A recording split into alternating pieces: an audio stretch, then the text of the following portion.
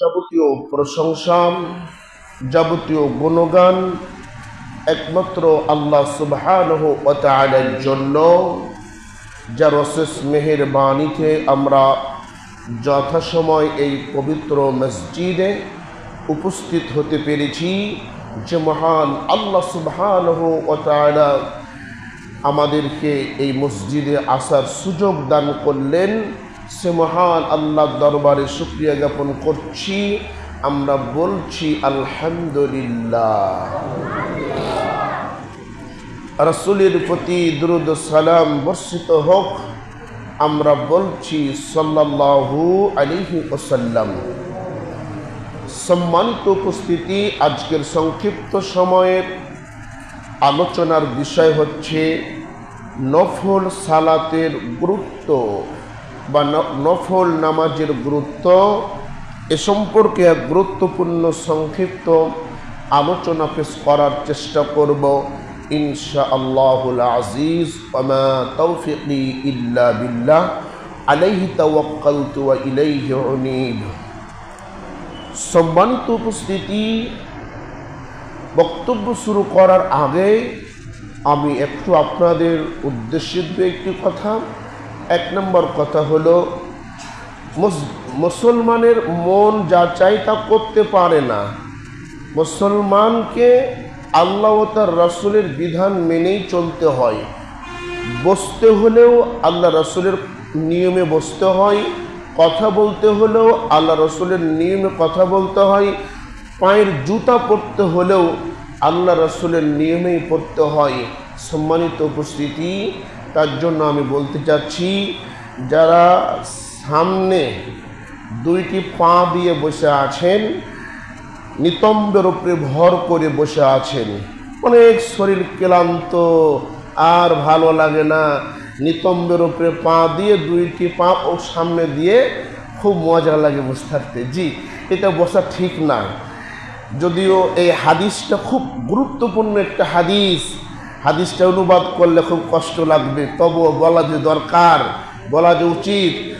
আল্লাহ সাল্লাল্লাহু আলাইহি ওয়াসাল্লাম বলছেন, সামনে দুইটি পা দিয়ে পুকুরে বসে। সামনে দুইটি পা দিয়ে কিসে বসে? পুকুরের মতো বসে। এই পুকুরের মতো বসা হাদিসে নিষেধ, স্পষ্ট হয়েছে। আজ খুতবার প্রথমে গরম কথা, তাই না? গরম কথা না। জি, আসেন, আজকের বক্তব্য খুব মিষ্টি মিষ্টি কথা। নফল নামাজের গুরুত্ব। কিসের বক্তব্য? নফল সালাতের গুরুত্ব, নফল নামাজ কতটা গুরুত্বপূর্ণ সে বিষয়ে আলোচনা করব ইনশাআল্লাহ। সম্মানিত উপস্থিতি, আকাশের নিচে জমিনের ওপরে আল্লাহ সুবহানাহু ওয়া তাআলার নিকটবর্তী হওয়ার যতগুলো মাধ্যম পৃথিবীতে আছে, যতগুলো পদ্ধতি পৃথিবীতে আছে, তার অন্যতম পথ পদ্ধতি হচ্ছে সালাত আদায় করা, অন্যতম পথ পদ্ধতি হচ্ছে নামাজ আদায় করা। যার নামাজ ঠিক তার সব ঠিক, যার নামাজ ঠিক নেই তার অন্যান্য সাইডগুলো ঠিক নেই। আল্লাহ সুবহানাহু ওয়া তাআলা বলছেন, ইন্নাস সালাতা তানহা আনিল ফাহশাই ওয়াল মুনকার। নিশ্চয়ই সালাত, নিশ্চয়ই নামাজ মানুষকে যাবতীয় অশ্লীল অপকর্ম থেকে বাঁচিয়ে রাখে। নিশ্চয়ই নামাজের মাধ্যমে মানুষ যাবতীয় অশ্লীল বেহায়াপনা, খারাপ কাজ থেকে বাঁচতে পারে। সালাতই একমাত্র ইবাদত, যে ইবাদতের মাধ্যমে কাল কিয়ামতের মাঠে অন্যান্য আমল উপকারে আসবে, অন্যান্য আমল আপনার উপকার করতে পারবে। সালাতই একমাত্র ইবাদত, যে সালাত কিয়ামতের মাঠে আল্লাহর দরবারে কবুল মঞ্জুর না হলে আপনার হজ, রোজা ইত্যাদি দান খায়রাত কোনো উপকারে আসবে না। সালাত হচ্ছে ভর্তি ফরমের মতন। ভর্তি ফরম গ্রহণ না করলে যেমন কোনো স্কুল কলেজে অ্যাপ্লাই করা যায় না, কোনো স্কুল কলেজে আপনার লেটার দেওয়া যায় না, ঠিক আবেদনপত্র করা যায় না, ঠিক তেমনি এ সালাত যদি ঠিক থাকে, পৃথিবীর সব কাজ ঠিক। সালাত যদি ঠিক না থাকে, নামাজ যদি ঠিক না থাকে, তাহলে অন্যান্য কোনো কাজ আর ঠিক থাকবে না। সম্মানিত উপস্থিতি, ফরজ সালাতের পাশাপাশি নফল সালাতকে অনেক গুরুত্ব দেওয়া হয়েছে। ফরজ সালাত মানে হলো আপনি ফরজ সালাত কেমন একটা জিনিস যে আপনার গলায় ফাঁসির কাষ্ট দেওয়া আছে, যদি না পড়েন তাহলে ফাঁসি হয়ে যাবে। এর নাম হচ্ছে ফরজ সালাত। ফাঁসির কাষ্ট থেকে বাঁচার মাধ্যম হচ্ছে ফরজ সালাত। হয়তো আপনার গলাতে একটা ফাঁসির রশি ঝুলিয়ে দেওয়া হয়েছে, যদি পড়েন তাহলে ফাঁসির রশি থেকে বেঁচে গেলেন, আর যদি না পড়েন তাহলে ফাঁসি হয়ে যাবে। এটা হলো ফরজ সালাত। আর ফরজ সালাতের পরে যে সালাতগুলো আছে, সুন্নাত বা নফল যে সালাতগুলো আছে, এই সালাতগুলোর মাধ্যমে আল্লাহর নিকটবর্তী, আল্লাহর কাছাকাছি হওয়া যায়। একটি উদাহরণ দিয়ে বক্তব্যে চলে যাচ্ছি। একজন মালিকের কাজ হলো 8 ঘন্টা। 8 ঘন্টা যদি দিনে কাজ করেন তাহলে আপনার মালিকের কাজ সম্পন্ন হয়ে যাবে। এই 8 ঘন্টা কাজের পরে যদি আপনি নিজে থেকেই আরো আধা ঘন্টা বৃদ্ধি করে দিন, কাজে লাগবেন আধা ঘন্টা আগে, কাজ ছাড়বেন আধা ঘন্টা পরে, বলেন তো মালিক কাকে বেশি ভালোবাসবে? যে টাইম আসে আর টাইম যায় তাকে বেশি ভালোবাসবে, যে আধা ঘন্টা আগে আসে আর আধা ঘন্টা পরে যায় তাকে বেশি ভালোবাসবে? জি, এর নাম হচ্ছে নফল নামাজ। যে ফরজের পাশাপাশি নফলগুলোকে আদায় করবে, আল্লাহর কাছে সে বেশি নিকটবর্তী হয়ে যাবে। সম্মানিত উপস্থিতি, রাসূল সাল্লাল্লাহু আলাইহি ওয়াসাল্লাম বলেন, কাল কিয়ামতের মাঠে সর্বপ্রথম মানুষের নামাজের হিসাব নেওয়া হবে। নামাজের হিসাব সঠিক হলে লোকটি সফলতা পাবে, লোকটি মুক্তি পাবে। নামাজের হিসাব সঠিক না হলে লোকটি ধ্বংস হবে, লোকটি ক্ষতিগ্রস্তদের অন্তর্ভুক্ত হবে। রাসূল সাল্লাল্লাহু আলাইহি ওয়াসাল্লাম তারপরে বলছেন, যদি কোনো মানুষের ফরজের ইবাদত দিয়ে মুক্তি না মিলে, ফরজ ইবাদত দিয়ে যদি তার মুক্তি না হয়, ফরজ ইবাদত দিয়ে যদি সে কিয়ামতের মাঠে মুক্তি না পায়, আল্লাহ সুবহানাহু ওয়া তাআলা তখন বলবে, দেখো তো বান্দাটার কোনো নফল ইবাদত বন্দিগি আছে কিনা, দেখো তো ফরজ নামাজের পরে নফল নামাজ আছে কিনা, ফরজ রোজার পরে নফল রোজা আছে কিনা, ফরজ হজের পরে নফল হজ আছে কিনা, ফরজ যাকাত আদায় করার পরে নফল কোনো দান সাদকা আছে কিনা। প্রত্যেকটা আমলের ফরজের পরে যে আমলগুলো পৃথিবীতে আছে ওই আমলগুলো দেখতে দেওয়া হবে। তখন আপনাকে ফরজের এই ঘাটতি নফল দিয়ে পূরণ করা হবে। বলুন সুবহানাল্লাহ। কিয়ামতের মাঠে ফরজের ঘাটতি নফল দিয়ে পূরণ হবে ইনশাআল্লাহ।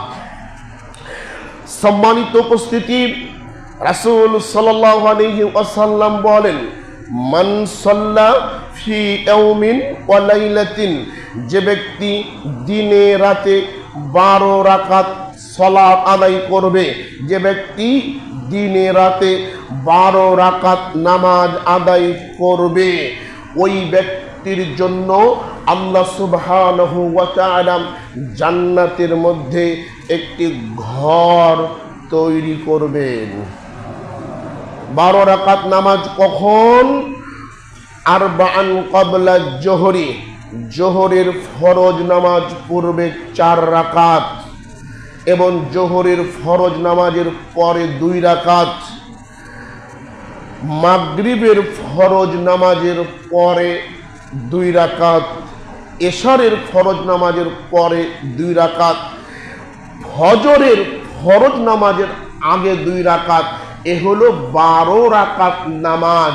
এই 12 রাকাত সুন্নাত নামাজ যে ব্যক্তি প্রতিদিন আদায় করতে পারবে, ওই ব্যক্তির জন্য আল্লাহ পাক জান্নাতের মধ্যে একটি ঘর তৈরি করবেন। সম্মানিত উপস্থিতি, বেশি বেশি করে নফল সালাত আদায় করতে হবে।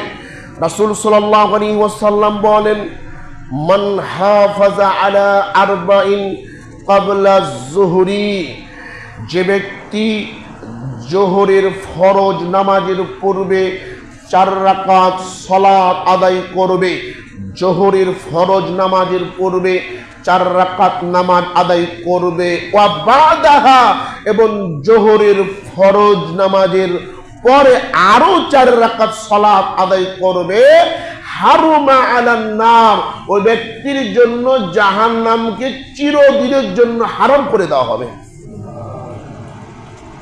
জোহরের ফরজ নামাজের পূর্বে 4 রাকাত, জোহরের ফরজ নামাজের পরে আরো 4 রাকাত, এই 8 রাকাত নামাজ যে হেফাজত করতে পারবে ওই ব্যক্তির জন্য চিরদিনের মতো করে জাহান্নামের আগুনকে আল্লাহ সুবহানাহু ওয়া তাআলা হারাম করে দিবেন। সম্মানিত উপস্থিতি, রাসূল সাল্লাল্লাহু আলাইহি ওয়াসাল্লাম বলেন, রাহিমাল্লাহু ইমরাআন ক্বাবলাল আসরি আরবাআন, যে ব্যক্তি আসরের ফরজ নামাজের পূর্বে 4 রাকাত সালাত আদায় করবে, যে ব্যক্তি আসরের ফরজ নামাজের আগে 4 রাকাত নামাজ আদায় করবে, আল্লাহ সুবহানাহু ওয়া তাআলা ওই ব্যক্তির প্রতি দয়া অবতীর্ণ করতে থাকবেন। আল্লাহ দয়া যদি পেতে চাই, আল্লাহ দয়া যদি মানতে চাই, তাহলে অবশ্যই আসরের ফরজ নামাজের পূর্বে 4 রাকাত সালাত আদায় করতে হবে। সম্মানিত উপস্থিতি, রাসূল সাল্লাল্লাহু আলাইহি ওয়াসাল্লাম বলেন, রাকাআতুল ফজরি খায়রুম মিনাদ দুনিয়া মা ফিহা, ফজরের 2 রাকাত সুন্নাতের মূল্য পৃথিবী এবং পৃথিবী যা কিছু আছে সব কিছুর চাইতে শ্রেষ্ঠ বেশি। আকাশ জমিন তারকারাজি গাছ গাছালি ইট পাটকল যা আছে সব কিছুকে এক পাল্লায় রেখে দিয়ে আর এক পাল্লায় যদি ফরজের 2 রাকাত সুন্নাতকে রেখে দেওয়া হয়, সব কিছুর চাইতে ফরজের সুন্নাতের পাল্লাটাই ভার হয়ে যাবে। সম্মানিত উপস্থিতি, সব কিছুকে বিক্রি করলে যত মূল্য, তাম পৃথিবীকে বিক্রি করলে যত মূল্য হবে, ফরজের 2 রাকাত সুন্নাতের সমান হবে না। আরে বন্ধু, 800 টাকার জন্য মাথার ঘাম পায়ে ফেলে 8 ঘন্টা ডিউটি করো, 10 ঘন্টা ডিউটি করো, আর তাম পৃথিবীর সম্পদ কেনার জন্য মাত্র 2 রাকাত নামাজ পড়ার সময় হয় না? কষ্ট আর চাইতে কি? মাত্র 800টা টাকার জন্য বা 500টা টাকার জন্য মাথার ঘাম পায়ে ফেলে কেউ ফেরি করে, কেউ ভ্যান চালায়, কেউ রাজমিস্ত্রি করে, হাড় ভাঙ্গা পরিশ্রম করে, কিন্তু সারা পৃথিবীকে কেনার জন্য এই 2 রাকাত নামাজ অনেক মুসলমানের ঘরে হয় না। অনেক মুসলমান সন্তান এই 2 রাকাত নামাজ পড়তে পারে না। আমি তো আবার হক কথা বলা মানুষ, এখানে যারা আছেন, আজ কয়জন ফজরের নামাজ এসেছেন? কয়জন এসছেন? আজকে কয়জন এসছেন? তবে আলহামদুলিল্লাহ আগের চাইতে কিছু মুসল্লি বেড়েছে আমার। আল্লাহ শুকরিয়া, আল্লাহ তুমি এভাবেই কবুল করো। আলীকে সান্ত্বনা দিয়ে আল্লাহ নবী বলছে, আলী তোমার সারা জীবনের দাওয়াতে যদি একজন মানুষ ভালো হয়, ওটাই তোমার জান্নাত যাওয়ার পথ হয়ে যাবে। সুবহানাল্লাহ। জোর করে কাউকে ইসলামের দিকে আনাও যাবে না, দারোগা করে আল্লাহ রাসূল সাল্লাল্লাহু আলাইহি সাল্লামকে পাঠানো হয়নি, জোর করে কাউকে ইসলাম মানাও যাবে না। যার মন চাইবে, যাকে আল্লাহ কবুল করবে সেই পেয়ে যাবে। রাসূলের চাচা আবু তালেব রাসূলের সাথে থেকেও সেই কালেমা পড়তে পারেনি। আল্লাহ যদি আপনাকে কবুল না করে এত ওয়াজ শোনার পরে, তাহলে কি করবেন? বুঝতে হবে কপাল পুড়ে গেছে আপনার। যে ঈমান আপনাকে দুনিয়াতে মসজিদ আনতে পারে না, যে ঈমান আপনাকে দুনিয়াতে খারাপ কাজ থেকে বাঁচাতে পারে না, যে ঈমান আপনাকে দুনিয়াতে আল্লাহমুখী করতে পারে না, এই ঈমান পরকালে কবরের আযাব থেকে বাঁচাবে, এই ঈমান আপনাকে জাহান্নাম থেকে বাঁচাবে, এটা ভাবলেন কি করে? দুনিয়াতে যে ঈমান অযোগ্য, দুনিয়াতে যে ঈমান দুর্বল, এই ঈমান কবরে জাহান্নামে কিভাবে বাঁচাবে আপনাকে? এজন্য আসেন সম্মানিত উপস্থিতি, ফরজের 2 রাকাত সালাত আদায় করতে পারলে একবারে সারা পৃথিবীর সমমনব পরিমাণ নেকি অর্জন করা যাবে। আল্লাহ পাক কবুল করুক, সকলে বলছি আল্লাহুম্মা আমিন। সম্মানিত উপস্থিতি, রাসূল সাল্লাল্লাহু আলাইহি ওয়াসাল্লামের কাছে রাবিয়া ইবনে কাব একজন ব্যক্তি একদা ছিলেন। সেই ব্যক্তি রাসূল সাল্লাল্লাহু আলাইহি সাল্লামের জন্য উজুর জন্য কিছু পানি নিয়ে আসলেন। এ পানি নিয়ে আসার পরে রাসূল সাল্লাল্লাহু আলাইহি সাল্লাম বলছে, রাবিয়া ইবনে কাব, তুমি কিছু চাও, তুমি আমার কাছে কিছু চাও। তখন সে বলছে, আমার একটি চাওয়া পাওয়া, আমার একটি চাওয়া পাওয়া, চাওয়া পাওয়াটা কি? আমি আপনার সাথে জান্নাতে থাকতে চাই। সুবহানাল্লাহ। তখন আল্লাহ নবী বলছেন, এ তো অনেক বড় কথা, এ তো অনেক দামি কথা, এটা ছাড়াও কিছু চাও। তখন সে বলছে যে আমার আর কিছু চাওয়া পাওয়ার নেই, আমার একটি চাওয়া পাওয়া, যে আমি যেন জান্নাতে আপনার সাথে থাকতে পারি। সুবহানাল্লাহ। তখন আল্লাহ নবী বললেন যে তুমি যদি আমার সাথে জান্নাতে থাকতে চাও, তাহলে বেশি বেশি আল্লাহকে সিজদা করো, বেশি বেশি করে নফল নামাজ আদায় করো, বেশি বেশি করে আল্লাহকে ডাকো, সিজদায় করে কাঁদো, তাহলে কিয়ামতের মাঠে আমার সাথে জান্নাতে থাকতে পারবে। সুবহানাল্লাহ। যদি আল্লাহ ও তার রাসূলের সাথে জান্নাতে থাকতে চাই, তাহলে আল্লাহকে বেশি বেশি সিজদা করতে হবে, নাকি পীরের কদমে সিজদা করতে হবে, নাকি ন্যাংটা বাবাকে সিজদা করতে হবে, নাকি লালনকে কদম মুচি করতে হবে? জি না, এই ভণ্ডগুলোকে ছেড়ে দিয়ে আল্লাহকে সিজদা করতে পারলে কিয়ামতের মাঠে রাসূলের সাথে জান্নাতে থাকার শক্তি হয়ে যাবে। সম্মানিত উপস্থিতি, এবার আমরা আসবো যে নফল সালাত গুলো কখন কিভাবে আদায় করবেন। অনেক সালাতের নামই হয়তো আপনি জানেন না। এক নম্বর সালাতুল ইশরাক। সালাতুল ইশরাকের কয়েকটি নাম। একটি নাম হলো সালাতুল ইশরাক, দুই নম্বর হলো সালাতুল জুহা, তিন নম্বর হলো সালাতুল আওয়াবিন, আরেকটি নাম হলো সালাতুল চাস্ত। চারটা হচ্ছে একই নামাজের নাম। সালাতুল ইশরাক, যে ব্যক্তি জামাতের সাথে ফরজ সালাত আদায় করার পরে ওই মুসল্লায় বসে বসে আল্লাহর জিকির আজকার করতে করতে যখন সূর্য উঠে যায়, সূর্য উঠে যাওয়ার পরে ওই ব্যক্তি 2 রাকাত থেকে 8 রাকাত সালাত আদায় করে, আল্লাহর নবী সাল্লাল্লাহু আলাইহি সাল্লাম বলছেন ওই ব্যক্তির আমল নামাতে একটি কবুল হজ ও একটি কবুল উমরার সওয়াব লিপিবদ্ধ করা হয়। সালাতটা কখন? ফজরের সালাত শেষ হয়ে গেছে, মসজিদে বসে বা ঘরের কোণে বসে আছেন, কখন সূর্য উঠবে?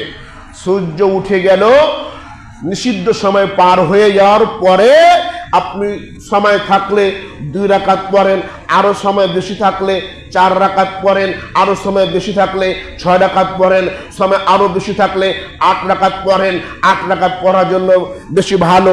আপনি 2 রাকাত সালাত আদায় করলে উমরা এবং কবুল হজের সওয়াব আল্লাহ সুবহানাহু ওয়া তাআলা আপনার আমলনামায় লিপিবদ্ধ করে দিবেন। এবার সালাতুল ইশরাক, একটু সূর্য যখন বেশি হয়ে উঠেছে, সকাল যখন 7টা বেজে গেল, 8টা বেজে গেল, তখন এই সালাতের নাম হয়ে গেল সালাতুল জুহা। কি হয়ে গেল? সালাতুল জুহা। তখন আপনি সালাতুল জুহার আপনি নামাজ আদায় করেন। সম্মানিত উপস্থিতি, এই সালাতুল ইশরাকের আদায় করার চেষ্টা করতে হবে। রাসূল সাল্লাল্লাহু আলাইহি সাল্লাম বলছেন আদম সন্তানের প্রত্যেকটা হাড়ের জন্য সদকা করতে হবে। আদম সন্তানের প্রত্যেকটা হাড়ের জন্য সদকা করতে হবে। অন্য হাদিসের মধ্যে বলছে আদম সন্তানের শরীরে 360টি জোড়া রয়েছে, 360টি হাড়ের জোড়া রয়েছে। এই 360টি জোড়ার প্রতিদিন সদকা করতে হবে, প্রতিদিন দান করতে হবে। তখন সাহাবায়ে কেরাম বলছেন, হে আল্লাহর রাসূল সাল্লাল্লাহু আলাইহি ওয়াসাল্লাম, এটা কি সম্ভব? তখন আল্লাহর নবী বললেন, কেন সম্ভব নয়? একজন মানুষকে সাহায্য করা সদকার কাজ, ভালো কাজের আদেশ দেওয়া সদকার কাজ, খারাপ কাজে নিষেধ করা সদকার কাজ, মসজিদ মসজিদ পরিষ্কার করা সদকার কাজ, হাসি মুখে কথা বলা সদকার কাজ, স্বামী স্ত্রী বৈধভাবে মিলন করা সদকার কাজ। এই কথা বলার পরে রাসূল সাল্লাল্লাহু আলাইহি সাল্লাম বলছেন, আরে জানো জানো, এতক্ষণ যা বললাম এতগুলো করার সম্পূরক হচ্ছে সলাতুল ইসরাক বা সলাতুল জুহর, 2 রাকাত নামাজ। সুবহানাল্লাহ। মানে ভালো কাজ, খারাপ কাজের নিষেধ, স্বামী স্ত্রীর মিলন। আচ্ছা একটা বলে ফেলি, স্বামী স্ত্রীর মিলনটাও কিন্তু নেকির কাজ, জানেন আপনারা? এ হাদিস শুনেছেন? জানি না, মনে হয় বলতে পারবো না ভাই, সারাদিন তো খালি টিভি আর সিনেমার মোবাইল নিয়ে ব্যস্ত, কি বুঝবেন? আল্লাহ নবী বলছেন ওয়াফি বুদই আহাদিকুম সাদাকা, স্বামী স্ত্রীর মিলনটাও হচ্ছে সাদাকার কাজ, নেকির কাজ। সাহাবায়ে কেরাম প্রশ্ন করলেন, হে আল্লাহর রাসূল সাল্লাল্লাহু আলাইহি সাল্লাম, এটাও নেকির কাজ? তখন আল্লাহ নবী বললেন, জি, স্বামী স্ত্রী ছাড়া অবৈধ পন্থায় কোনো মেয়ের সাথে যদি যুক্ত হয়, মিলন করে, তাহলে কি খারাপ কাজ না? তখন সাহাবায়ে কেরাম বললেন, জি খারাপ কাজ। ওই কাজটা যদি বৈধ পন্থায় করে তাহলে কি হালাল কাজ না? জি হালাল কাজ, নেকির কাজ। সুবহানাল্লাহ। মসজিদকে ঝাড়ু দেওয়াটা নেকির কাজ। মসজিদ ঝাড়ু দিবে মসজিদের খাদেম, মসজিদ ঝাড়ু দিবে মসজিদের ইমাম, মসজিদের টয়লেট পরিষ্কার করবে মসজিদের ইমাম, মসজিদ ঝাড়ু দিবে মসজিদের মুয়াজ্জিন, মসজিদ ঝাড়ু দিবে যাকে টাকা দিয়ে রেখেছি ওগুলো, আর সমাজের সব মানুষ এসে খালি ভুল ধরবে। কি কথার অ্যাঙ্গেলটা বুঝেছেন? খালি কয় হুজুর ফ্যান নষ্ট কেন, উজুখানা কেন ময়লা? এই খালি কি মুয়াজ্জিনের দায়িত্ব? ওকে টাকা দিয়ে রেখেছেন তাই বলে খালি কথা বলবেন আপনি? হ্যাঁ, খালি কি খাদেমের দায়িত্ব, ইমামের দায়িত্ব না আপনার দায়িত্ব? আপনি কেন একদিন মসজিদ পরিষ্কার করেন না? আপনি কেন একদিন মসজিদ ঝাড়ু দেন না? কোন জায়গাতে পাখিতে একটু পায়খানা করে রেখেছে, ইমাম মুয়াজ্জিনকে রেখেছি ঝাড়ু দেয় না কেন? আপনি কি করছেন? হ্যাঁ, মসজিদ থেকে ময়লা বাইরে ফেললো, নেকির কাজ। বলেন সুবহানাল্লাহ। মসজিদে আসলে কোনো এমপি মন্ত্রী চেয়ারম্যান চলে না, যেই লাইনে দাঁড়াইছে একটা ফকির, ওই লাইনে বাদশাহ হারুনুর রশিদ দাঁড়িয়েছে। বলেন সুবহানাল্লাহ। এ ভাই, এখানে একজন এমপি দাঁড়িয়ে আছে, ওর পাশে যদি একজন রিক্সাওয়ালা দাঁড়ায়, ওকে সরাতে পারবে? এর নাম মসজিদ, এর নাম নামাজ। এখানে সবাই সমান। ওই তখন দেখে ভালো লাগে ভাই, যখন হজের মৌসুমে সবাই সাদা কাপড় গায়ে দিয়ে চলে, কে এমপি কে মন্ত্রী, কোনো ভেদাভেদ নাই। যে অল্প টাকার মানুষ সেও যে কাপড়, একজন মন্ত্রী সাহেবের সেই কাপড়, একই অবস্থা। এর নাম হচ্ছে হজ, আর এর নাম হচ্ছে মসজিদ, যেখানে কোনো বংশ বুনিয়ার টাকা পয়সা চলে না। মসজিদ আজ থেকে ঝাড়ু দেওয়ার চেষ্টা করেন, ভুল কম ধরেন, নিজেও ভুল ধরা কমান। তবে ইমাম মুয়াজ্জিনকে ঠান্ডা মেজাজে বলতে পারেন, ভাই এগুলো একটু করিয়েন, করলে মনে ভালো হয়, আমি সুযোগ পেলে আমিও করব। আর আমাকে যদি বলেন, আমি বলবো আগে আপনি করেন, আপনার থেকে আমি শিখবো। আর আমাকে যদি করেন যে হুজুর এটা করলেন না কেন, তা আমি আগে আপনাকে বলবো যে আগে আপনি করেন, আপনার দেশের মানুষ বা কেমন আমি জানি না, একটু আপনাকে দেখে আমি শিখবো। সম্মানিত পূজা বলছিলাম, 1 নম্বর সলাতুল ইসরাক, 2 সলাতুত তারাবি বা সলাতুত তাহাজ্জুদ। রমজান মাসে যে নামাজ পড়লে তারাবি হয়, ওই নামাজটা রমজান মাসে পরে পড়লে ওটা তাহাজ্জুদ হয়ে যায়। সম্মানিত উপস্থিতি, রাসূল সাল্লাল্লাহু আলাইহি ওয়াসাল্লাম বলছেন, মান কামা, যে ব্যক্তি ঈমান ও সওয়াবের উদ্দেশ্যে তারাবি বা তাহাজ্জুদের সালাতে দাঁড়ালো, ওই ব্যক্তির পূর্বের সমস্ত পাপগুলো ক্ষমা করে দেওয়া হলো। সম্মানিত উপস্থিতি, রাসূল সাল্লাল্লাহু আলাইহি ওয়াসাল্লাম বলেন, ইন্না ফিল জান্নাতি গুরাফান, জান্নাতের মধ্যে একটি ঘর আছে, যে ঘরের ভিতর থেকে বাহির, বাহির থেকে ভিতর দেখতে পাওয়া যায়। এত দামি মুনি মুক্তা দিয়ে তৈরি, এত দামি মুনি মুক্তা দিয়ে তৈরি, তখন আল্লাহ নবী বললেন, এই ঘরটি প্রস্তুত করা হয়েছে ওই ব্যক্তির জন্য যে ব্যক্তি রাতে সালাত আদায় করে যখন মানুষ ঘুমিয়ে যায়। সুবহানাল্লাহ। যেই জান্নাতের ভিতর থেকে বাহির, বাহির থেকে ভিতর দেখতে পাওয়া যায়, এই জান্নাত কার জন্য? যখন মানুষ সব ঘুমায় ওই সময় যে ব্যক্তি আল্লাহকে স্মরণ করে চোখের পানি ফেলে দিয়ে সালাত দাঁড়ায়, নামাজ আদায় করে, ওই ব্যক্তির জন্য এই দামি জান্নাতকে প্রস্তুত করে রাখা হয়েছে। রাতে সালাত আদায় করবেন, তাহাজ্জুদ সালাত। সম্মানিত উপস্থিতি, রাসূল সাল্লাল্লাহু আলাইহি সাল্লাম বলছেন, ওই স্বামীর প্রতি আল্লাহ পাক দয়া করেন। ও ভাই, বিয়ে করেছেন, দেখেন তো এই বৈশিষ্ট্যটা আছে কি না। ওই স্বামীর প্রতি আল্লাহ পাক দয়া করেন যেই স্বামী রাত্রে জেগে উঠে, জেগে ওঠার পরে নিজে উজু করে, নামাজ পড়ে এবং স্ত্রীকেও নামাজের জন্য ডাকে। স্ত্রী যদি না ওঠে, কপালে হাত দিয়ে সামান্য কিছু পানি চোখের উপরে ছিটাইয়া দেয় আর বলে, উঠো ও কলিজার টুকরা, সোনার টুকরা। আমরা তো সোনা পাখি, ময়না পাখি সবসময় কই, তো ওই সময়টা একটু বেশি করে কইেন যে ও সোনা উঠো, নামাজটা পড়ো। ওই স্বামীর প্রতি আল্লাহ পাক খাস করে দয়া করেন। সুবহানাল্লাহ। আবার ওই স্ত্রীর প্রতি আল্লাহ পাক দয়া করেন যে স্ত্রী রাত্রে উঠে তাহাজ্জুদ সালাত আদায় করে এবং স্বামীকে উঠিয়ে তাহাজ্জুদ পড়িয়ে নেই।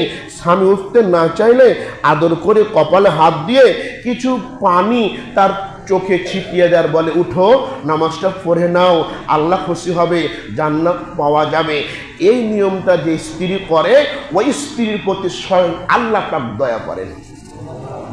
ভাই বলেন তো, এই ফর্মুলা যদি স্বামী করে, কোন স্ত্রী বেনামাজি থাকবে? 4 দিন 5 দিন স্ত্রী উঠবে না, 6 দিনের দিন বলবেন, আমার স্বামী আমাকে এত আদর করে ডাকে, উঠি গো, নামাজটা পড়ি। আবার কোন স্ত্রী যদি এই কাজটা প্রতিদিন করে, কোন স্বামী বেনামাজি থাকবে না, সব নামাজি হয়ে যাবে। নামাজি তো আমার মা বোন বানাবে, নামাজি তো আপনি বানাবেন। নামাজি এই সিস্টেমটা চালু করেন ভাই। মা বোনদের বলছি, আপনারা তো মসজিদে আসেন, আজকের ওয়াজটা যে পালন করার চেষ্টা করেন আর প্রথমে মাইর খায়েন। যদি স্বামীকে না বুঝিয়ে চোখে পানি ঢালেন, তাহলে তো মাইর খাওয়া লাগবে নি প্রথম দিন। আগে স্বামীকে বুঝাইতে হবে, ও কলিজার টুকরা, আজ থেকে কিন্তু তোমার ঘুমটা এভাবে ভেঙে দিব, এভাবে তোমাকে নামাজি বানাতে চাই, তুমি রাগ করো না। আবার স্ত্রীকে বুঝাইতে হবে, তাহলে সমস্যা হবে না, ইনশাআল্লাহ আল্লাহ কবুল করুন। এ হলো রাতের সালাত, এ হলো রাতের নামাজ। তাহলে 1 নম্বর বলল সালাতুল ইসরাত, 2 নম্বর হলো তারাবি বা তাহাজ্জুদ, 3 নম্বর হচ্ছে তাহিয়াতুল উজু, উজুর নামাজ। যখন আপনি উজু করবেন তখনই 2 রাকাত সালাত আদায় করবেন। রাসূল সাল্লাল্লাহু আলাইহি ওয়াসাল্লাম বলেন, যে ব্যক্তি সুন্দর করে উজু করলো, একবারেই দিল লাগিয়ে, মন লাগিয়ে 2 রাকাত নামাজ আদায় করলো, একবারে দিল লাগিয়ে, মন লাগিয়ে 2 রাকাত সালাত আদায় করলো, 2 রাকাত নামাজ আদায় করলো, ইল্লা ওয়াজাবাত লাহুল জান্নাহ, ওই ব্যক্তির জন্য আল্লাহ সুবহানাহু ওয়া তাআলা জান্নাতকে ওয়াজিব করে দেন। সম্মানিত উপস্থিতি, বেলাল রাদিয়াল্লাহু তাআলা আনহুর জান্নাতের মধ্যে আল্লাহর রাসূল তার জুতার আওয়াজ শুনতে পেলেন। আল্লাহর নবী বেলাল রাদিয়াল্লাহু তাআলা আনহুকে লক্ষ্য করে বলেছিলেন, বেলাল, তুমি এমন কি কাজ করো যে কাজের কারণে জান্নাতের মধ্যে তোমার জুতার, তোমার খরমের আওয়াজ আমি শুনতে পেয়েছি। তখন বেলাল রাদিয়াল্লাহু তাআলা আনহু বললেন, হে আল্লাহর রাসূল সাল্লাল্লাহু আলাইহি ওয়াসাল্লাম, আমি মনে রাখার মতন খুব দায়িত্বপূর্ণ, খুব গুরুত্বপূর্ণ আমল করিনি, তবে একটা আমল আমি করতাম, যখনই আমি উজু করতাম তখনই 2 রাকাত সালাত আদায় করতাম। সুবহানাল্লাহ। তাহলে 2 রাকাত উজু করার পরেই 2 রাকাত সালাত আদায় করলে জান্নাতের মধ্যে ঘর হয়ে যাবে, জান্নাতে থাকতে পারবেন। সম্মানিত উপস্থিতি, অন্য হাদিসের মধ্যে এসেছেন রাসূল সাল্লাল্লাহু আলাইহি ওয়াসাল্লাম বলেন, মান সাল্লা সাজদাতাইনি লা ইয়াসহু ফীহিমা গফারাল্লাহু লাহু মা তাকদ্দামা মিন জামবিহি। যে ব্যক্তি সুন্দর করে ওযু করে ভুল ভ্রান্তি ছাড়াই 2 রাকাত সালাত আদায় করলো, গফারা লাহু মা তাকদ্দামা মিন জামবিহি, আল্লাহ সুবহানাহু ওয়া তাআলা ওই ব্যক্তির জীবনের সমস্ত পাপগুলোকে ক্ষমা করে দিবেন। সম্মানিত উপস্থিতি, এজন্য উজু করার পরে 2 রাকাত সালাত আদায় করেন। এবার আপনি আসেন আরেকটি নফল নামাজ হচ্ছে তাহিয়াতুল মসজিদ। তাহিয়াতুল মসজিদ। সম্মানিত উপস্থিতি, হাদিসটি আমি গত রাত্রে বলছিলাম। রাসূল সাল্লাল্লাহু আলাইহি ওয়াসাল্লাম বলছেন, ইদা দাখালা আহাদুকুমুল মসজিদা, ও সঙ্গী সাথী, তোমাদের কেউ যখন মসজিদে প্রবেশ করবে, মসজিদে প্রবেশ করে ওই ব্যক্তি যেন ফালা ইয়াজলিস, সেই পর্যন্ত না বসে, সেই পর্যন্ত যেন না বসে যেই পর্যন্ত 2 রাকাত সালাত আদায় না করবে। মসজিদে বসার অনুমতি পেতে হলে, মসজিদে বসার জায়গা পেতে হলে আপনি আমি মুসলমান নিজের মন মতো চলতে পারি না। আপনি আমি মুসলমান, আল্লাহ ও তার রাসূলের বিধান অনুযায়ী চলতে হয়। মসজিদে বসার অনুমতি পাওয়ার জন্য মুসলিমকে 2 রাকাত সুন্নাহ, 2 রাকাত নফল নামাজ পড়েই বসতে হবে। সম্মানিত উপস্থিতি, আরেকটি হাদিস বলি, যদি জুমার খুতবা চলেন, ঠিক এমন মুহূর্তে আপনি মসজিদে প্রবেশ করলেন, জুমার খুতবা চলছে, ঠিক এমন মুহূর্তে মসজিদে প্রবেশ করলেন, ওই মুহূর্তে 2 রাকাত সালাত আদায় না করে, 2 রাকাত নামাজ আদায় না করে মসজিদে বসার অনুমতি আপনার নেই। এর নাম হচ্ছে মসজিদ, মসজিদের অধিকার। নফল নামাজ কখন পড়তে হবে? মসজিদে ঢোকার সাথে সাথেই 2 রাকাত নামাজ পড়তে হবে। আগে তো আমরা ঘড়িটা দেখি, এখন সময় আছে। এই বছর কি ভাত খেয়েছো আজকে? আজকে খাবারটা ভালো হয়নি। কি কাজ করেছো? আজ খুব খাটনির কাজ করেছি। শ্বশুর বাড়ির গল্প, নানির বাড়ির গল্প, মামার বাড়ির গল্প, যত গল্প আগে গোল মিটিং করে, আর মসজিদের ফ্যান তো ফ্রি, ফ্যানের টিভি দিয়ে ফ্যান চলছে, নাকের সুরে গল্প। হিসাব দিতে হবে, মসজিদের ফ্যান যদি বেকায়দায় চলে আর গল্প গুজব করে সময় কাটান, দেখি কোন মায়ের বেটা আপনাকে এই ফ্যান এমনি এমনি চালিয়ে সময় নষ্ট করে আজে বাজে গল্প করে মসজিদে সময় নষ্ট করেন, দেখি আপনার এ পাপকে ক্ষমা করাই। পাগলামি পেয়েছেন মসজিদকে, মসজিদে এসে সব গল্প মসজিদে করতে হবে? 4 স্তর আর মসজিদের বারান্দা, যত গল্প তত বলতে পারছি। মসজিদে বসে, মসজিদ হচ্ছে জিকির আজকারের জায়গা, মসজিদে বসে আল্লাহকে ডাকতে হয়, কোনো গল্প গুজব করতে হয় না। মসজিদ হচ্ছে আল্লাহকে ডাকার জায়গা। এখানে কেন গল্প? এখানে কেন হয় আল্লাহ? সম্মানিত উপস্থিতি, তাহলে নফল নামাজ হচ্ছে মসজিদে প্রবেশ করার সাথে সাথেই 2 রাকাত নফল সালাত আদায় করতে হবে। সালাতুত তাওবা, তাওবার নামাজ।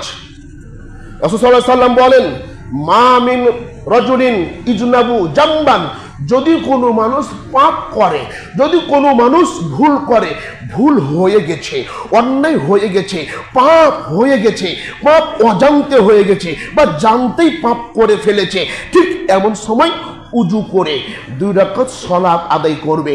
2 রাকাত সালাত আদায় করে আল্লাহকে বলবে, আল্লাহ তুমি বড় দয়াবান, আমি বড় বিপদের মধ্যে রয়েছি, আল্লাহ তুমি আমার পাপ ক্ষমা করে দাও, আল্লাহ তুমি আমার অন্যায় ক্ষমা করে দাও। যদি উজু করে পাপকে স্মরণ করে আল্লাহর কাছে ক্ষমা চাইতে পারেন, আল্লাহ পাক আপনার জীবনের পাপ ক্ষমা করে দিবেন। এ হচ্ছে সালাতুত তাওবার নামাজ। এবার আপনি আছেন সালাতুল জাওয়াল, যেগুলো মনে নামই শুনেননি মনে হয়, আজ এই যে নামাজের কথা বলছি। সালাতুল জাওয়াল, জাওয়াল মানে হচ্ছে সূর্য ঢলে যাওয়া। 3 সময় নামাজ পড়তে নিষেধ। 1 সূর্য যখন উঠে, 2 সূর্য যখন ডুবে, 3 সূর্য যখন একেবারে মাথার উপরে। 3 সময় নামাজ পড়া নিষেধ। ঠিক সূর্য যেমনই ঢলে গেছে, মাথার ওপর থেকে যেমনই নেমে গেছে, ঢলে গেছে, ঠিক এই সময় যদি মানুষ 4 রাকাত সালাত আদায় করে, আল্লাহর নবী বলছেন এটা এমন একটা সময়, এটা এমন একটা মুহূর্ত, এটা এমন একটা সময়, এটা এমন একটা মুহূর্ত যেই সময় আকাশের দরজাগুলো খুলে দেওয়া হয়, যে সময় আকাশের দরজাগুলো খুলে দেওয়া হয়। আমি নবী আশা করি আমার আমলগুলো যেন ওই মুহূর্তে আল্লাহর কাছে পেশ করা হয়। তাহলে বোঝা গেল যে সূর্য ঢলে যাওয়ার সাথে সাথেও মানুষের আমল আল্লাহর দরবারে পেশ করা হয়। এই জন্য এই 4 রাকাত নামাজের দাম বেশি। এর নাম হচ্ছে সালাতুল জাওয়াল, সালাতুল হাজাত। যে কোনো প্রয়োজনের নামাজ যে কোনো সময় আদায় করতে পারেন। যে কোনো প্রয়োজন, বাবা মেডিকেলের বেডে পড়ে কাতরাচ্ছেন, বাবা যাওয়া যাওয়া ভাব, ওই মুহূর্তে 2 রাকাত সালাত আদায় করে আল্লাহকে বলেন, আল্লাহ আমার বাবা আজকে এরকম অবস্থায় রয়েছে, তুমি আমার বাবাকে ফিরিয়ে দাও, অথবা তুমি ঈমানের সাথে আমার বাবাকে কষ্ট ছাড়াই দুনিয়া থেকে বিদায় করে দাও। পরীক্ষা দিতে যাবেন, কোনো কাজ করতে যাবেন, ঠিক ওই মুহূর্তে 2 রাকাত সালাত আদায় করে আল্লাহকে মনের কথাগুলো খুলে বলেন। যে কোনো মুহূর্তে, যে কোনো সময়, যে কোনো প্রয়োজন মেটানোর জন্য পৃথিবীর কাউকে নয়, একমাত্র আল্লাহকে বলেন। মাত্র 2 রাকাত সালাত আদায় করে, এর নাম হচ্ছে সালাতুল হাজাত, প্রয়োজন মেটানোর নামাজ। যে কোনো সময় আপনি এটা পড়তে পারবেন, প্রয়োজন মেটানোর নামাজ পড়বেন ইনশাআল্লাহ। এবার আপনি আসেন সালাতুল ইস্তিখারা। সালাতুল ইস্তিখারা নামাজ। সালাতুল ইস্তিখারা মানে আপনি একটা কাজ করছেন, এই কাজটা ভালো কি মন্দ বুঝতে পারছেন না, অস্পষ্ট থেকে যাচ্ছে, বোঝা যাচ্ছে না। আপনি 2 রাকাত সালাত আদায় করেন। 2 রাকাত সালাত আদায় করে সালাতুল ইস্তিখারার একটি দোয়া আছে। দোয়াটি সালাম ফিরার আগেও বলতে পারেন, সালাম ফিরার পরও বলতে পারেন। সালাম ফিরার পরে হাত তুলে দোয়া করেন, মনের কথাটা বলেন, ডান কাতে শুয়ে যান, ডান কাতে শুয়ে যান। 2-1 দিন মধ্যে আল্লাহ আপনাকে দেখিয়ে দিবে যে আপনার ওই কাজটা সঠিক না বেঠিক। সহিহুল বুখারীর নাম শুনেছেন আপনারা? সহিহুল বুখারীর নাম শুনেছেন? এই সহিহুল বুখারীর অনেক হাদিসের হাফেজ ছিলেন। কেউ বলছেন 10 লক্ষ হাদিসের হাফেজ, কেউ বলছেন যে 6 লক্ষ হাদিসের হাফেজ, আল্লাহু আলাম। অনেক হাদিসের হাফেজ ছিলেন। ওই জায়গা থেকে হাদিস কোনটা সঠিক কোনটা বেঠিক এই হাদিস চুষতে চুষতে 16 বছর ইস্তেখারার নামাজ আদায় করে মাত্র 7000 কয়টা হাদিস সহিহুল বুখারী নিয়ে এসেছে। প্রত্যেকটা হাদিস যখনই লিপিবদ্ধ করবে হাদিসটা সঠিক না বেঠিক এটা জানার জন্য 16টা বছর একাধারে ইস্তেখারার নামাজ আদায় করে এক একটা হাদিস লিখেছেন, এক একটা হাদিস গবেষণা করেছেন। ওই নামাজ পড়ার পরে আল্লাহ ইশারা ইঙ্গিতে বুঝিয়ে দিয়েছেন এটা সঠিক, তখন ওই হাদিসটা লিখে দিয়েছেন। এর নাম সহিহুল বুখারী। আকাশের নিচে জমিনের উপরে সবচাইতে সহিহ গ্রন্থ হচ্ছে আল কোরআনুল কারীম। আল কোরআনুল কারীমের পরে সবচাইতে সহিহ গ্রন্থ হচ্ছে সহিহুল বুখারী। এমনি এমনি হয়নি। আর এর নাম হচ্ছে ইস্তেখারার নামাজ। ইস্তেখারার নামাজের জন্য চেষ্টা করবেন, ইনশাআল্লাহ আল্লাহ পাক দিবেন। তো সম্মানিত উপস্থিতি, মোটামুটি নফল সালাত সম্পর্কে আরো অনেক কথা ছিল, সময় তো প্রায় শেষ। নফল সালাত নিয়ে একটু কথা। মাগরিবের নামাজের পরে সালাতুল আওয়াবিন নামে যে 6 রাকাত নামাজ সমাজে চালু রয়েছে, এটা আল্লাহ ও তার রাসূলের সালাত নয়, মানব রচিত সালাত। এই জায়গা থেকে বের হয়ে আসতে হবে। শবে বরাতের নামে সালাতুল আলফিয়া 100 রাকাত নামাজ রয়েছে, এটা আল্লাহ ও তার রাসূলের নামাজ নয়, এই জায়গা থেকে বেরিয়ে আসতে হবে। সালাতুল মেরাজ, মেরাজের নামাজ সম্পর্কে যে নামাজ রয়েছে এ নামাজ থেকে বেরিয়ে আসতে হবে। সালাতুত তাসবিহ সমাজে প্রচলিত রয়েছে, সালাতুত তাসবিহ যে নামাজ, এই হাদিসটি সহিহ নয়। হাদিসটি নিয়ে উলামা ইকরাম, মুফাসসির ইকরাম সলফে সালেহিনরা যা রেজাল্ট শাস্ত্র বুঝতেন তারাই হাদিসটি সনদ দুর্বল বলেছেন। এই জন্য সলফে সালেহিন আহলে সুন্নাহ ওয়াল জামাতের আকীদা হলো সালাতুত তাসবিহ নামাজটা পড়া ঠিক নয়। তবে আমি বলছি না, যারা বলেছে তাদের পরে আমি রিপ্লাই করলাম। আর আজকে যে সলাতের কথাগুলো বললাম, এই সলাতগুলো আপনার সহি হাদিস দ্বারা প্রমাণিত করার চেষ্টা করবেন। আরেকটি কথা বলছি, রাতের সলাত দুই রাতের নফল সলাত কি কি? দুই রাকাত করে সালাম ফিরবেন। রাতের নফল নামাজগুলো দুই রাকাত করে নামাজ পড়বেন। আর দিনের নামাজগুলো দুইও পড়তে পারেন, চারও পড়তে পারেন। যেমন জোহরের পূর্বে 4 রাকাত নামাজ আছে, এটা দুইও পড়তে পারেন, চারও পড়তে পারেন, 1 সালামও পড়তে পারেন, 2 সালামে পড়তে পারেন। দিনের নফল নামাজের নিয়ম এক, রাতের নফল নামাজের নিয়ম হচ্ছে এক। আরেকটি আছে, আপনাদের একটা বলেন তো, উমরি কাজা, এ নামাজের নাম শুনেছেন আপনারা? উমরি কাজা মানে বয়সের নামাজ কাজা। একজন মানুষ 60 বছর বয়স হয়েছে, 60 বছর নামাজ পড়েনি, তো ইমাম সাহেব বলছে 60 বছর যে নামাজ পড়েনি প্রতি ওয়াক্তে আপনার ওই আগের নামাজগুলো পড়ে নিবে। এটা হলো উমরি কাজা। ভণ্ডামি করার জায়গা বলা বেটা, কোরআন হাদিসের সাথে তুমি 2 নম্বরই করো। আল্লাহ বলছে, সূরা ফুরকান খুলে দেখুন ৭০ নম্বর আয়াতের মধ্যে আল্লাহ বলছেন, ফাউলাইকা ইউবাদদিলুল্লাহু সাইয়্যাতিহিম হাসানাত। আরে ৭০ বছর পাপ করেছে, গুনাহ করেছে, আজকে যদি আল্লাহর কাছে ক্ষমা চাই, আল্লাহর কাছে মাপ চাই, আরে পূর্বের পাপ তো ক্ষমা হবে, পূর্বের পাপগুলোকে নেকি দিয়ে পরিবর্তন করে দেওয়া হবে। বলুন সুবহানাল্লাহ। তাহলে একজন ব্যক্তি 80 বছর নামাজ পড়তে পারেনি, আল্লাহর কাছে ক্ষমা চাইলে আল্লাহ করবে না? খালি করবে, পাপগুলো নেকি হয়ে যাবে। তাহলে তোমার কথা আর আল্লাহর কথা সাংঘর্ষিক হয়ে গেল। আমি কি মমতাজের গান অনুবাদ করলাম? লালনের গান অনুবাদ করছি? আয়ুবাচুর গান বলছি? বেটা ওই কোরআনের আয়াত বলে দিলাম, যা আজকে বাড়ি যাও, সূরা ফুরকানের ৭০ নম্বর আয়াত খুলে দেখো কি বলছি। আরে ক্ষমতা আমার নেই, কোন দলীয় ক্ষমতা আমার নেই, রাষ্ট্রীয় ক্ষমতা আমার নেই, আমাকে একজন ধরে মারতে পারে, জেলে দিতে পারে, কিন্তু দলিল দিয়ে যে কথা বলবো ওই কথার পিছনে দলিল দিয়ে দাফন করার মতন, দলিল দিয়ে কবর দেওয়ার মতন শক্তি আল্লাহ সুবহানাহু ওয়া তাআলা দান করেছে। অত খাটো মনে করা যাবে না। কথা ঢুকতে গেলে খুব সাবধানে আসতে হবে। আমার কোনো ক্ষমতা নেই, যে কোনো সময় আপনি আমাকে ধরে মারতে পারেন, যে কোনো সময় আপনি আমাকে জেল দিতে পারেন, যে কোনো সময় আপনি আমাকে ফাঁসাতে পারেন, কিন্তু দলিলের কথা বলতে এলে আপনাকে আমি দলিল দিয়ে কবর দিয়ে দিব, তবে আমার কথাতে আমি একটা পিছপা হব না ইনশাআল্লাহ। এই 10 মাস কথা বলেছি না, এই 10 মাসের একটা কথা থেকে আমি পিছপা হব না ইনশাআল্লাহ। সম্মানিত উপস্থিতি, আসেন কোরআন ও সহিহ হাদিসের আলোকে জীবন গড়ার চেষ্টা করুন ইনশাআল্লাহ। আল্লাহ পাক কবুল করুন। সকলে বলছি আল্লাহুম্মা আমিন। এই বলে আজকের বক্তব্য এখানে শেষ করলাম। আমানিল্লাল বালাগ। বারাকাতুহু ফিহি।